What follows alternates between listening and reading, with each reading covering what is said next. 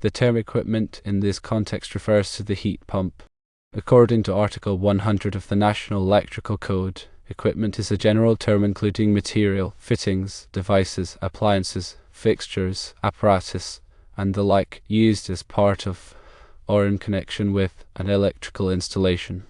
National Electrical Code Section 440.14 requires that disconnecting means be installed at each piece of individual equipment capable of being disconnected.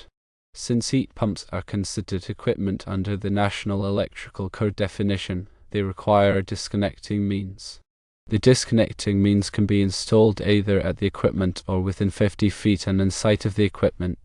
Installing the disconnecting means at the equipment would be a disconnect switch located directly next to the heat pump. Installing the disconnecting means within 50 feet and in sight of the equipment would be a disconnect switch located within 50 feet of the heat pump and visible from the heat pump. If the panel is within 50 feet and in sight of the heat pump, but the panel cannot be seen from the heat pump, then the disconnecting means cannot be installed at the panel. According to National Electrical Code 440.14a, a disconnect switch must be installed directly at the heat pump.